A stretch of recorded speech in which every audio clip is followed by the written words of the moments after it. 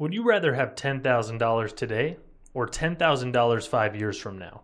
If you pick $10,000 today, your intuition is pointing you in the right direction. That idea sits at the heart of net present value, or NPV, one of the core tools used in finance to evaluate investments and projects.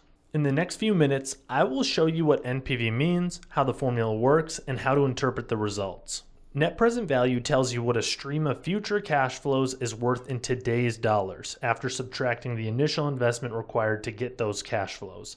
The key idea is that money received in the future is generally worth less than money received today. That is why we discount future cash flows back to the present. We want to translate future dollars into today's dollars so we can make a fair comparison. That is exactly what NPV helps us answer. Here is the formula. It may look intimidating at first, but once you break it into pieces, it is very manageable. Start with CF sub T. This simply means the cash flow in a particular year. So if year one gives you $30,000, that is the cash flow for year one. If year two gives you another $30,000, that is the cash flow for year two.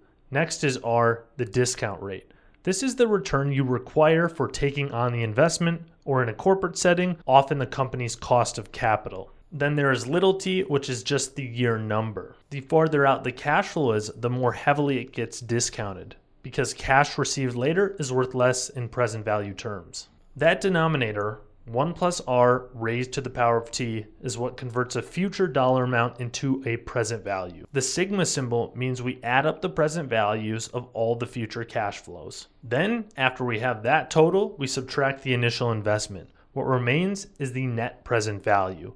Once you calculate NPV, the interpretation is straightforward. If NPV is positive, the project generally creates value. If NPV is negative, the project generally destroys value relative to your required return. And if NPV is exactly zero, the project is earning exactly the return required by the discount rate. And when comparing similar projects, the project with the higher NPV will generally be preferred, all else equal. Let's say you are considering opening a coffee shop. The upfront investment is $100,000 today. You expect the project to generate $30,000 at the end of each year for 5 years. And let's assume your discount rate is 10%. Now let me show you exactly how the discount rate works for one of those cash flows. The present value formula is future cash flow divided by 1 plus the discount rate raised to the power of t. For the year one cash flow, the future cash flow is $30,000, the discount rate is 10%, and t equals 1 because the cash flow arrives 1 year from now. So the present value is 30,000 divided by 1.1, which equals about $27,273. That does not mean the business literally pays only $27,273 in year one. It means that $30,000 received 1 year from now is worth about $27,273 in today's dollars. We then repeat that same process for years 2 through 5. Because those cash flows are farther into the future, they get discounted more heavily. Now add those present values together. The total present value of the future cash inflows is about $113,723. Then we subtract the $100,000 initial investment.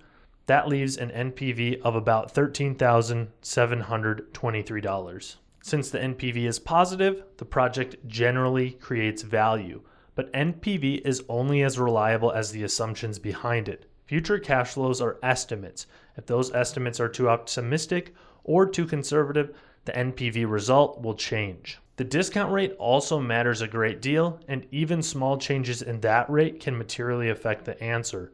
An NPV does not directly capture qualitative considerations like strategic fit, competitive positioning, or regulatory issues unless those factors are built into the assumptions. So remember, money received in the future is generally worth less than money received today. NPV converts those future cash flows into present values, adds them together, and then subtracts the initial investment.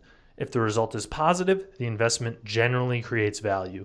If you want to learn more about NPV in more detail, along with other corporate finance concepts, check out the Financial Planning and Analysis, or FP&A certificate program from Wharton Online.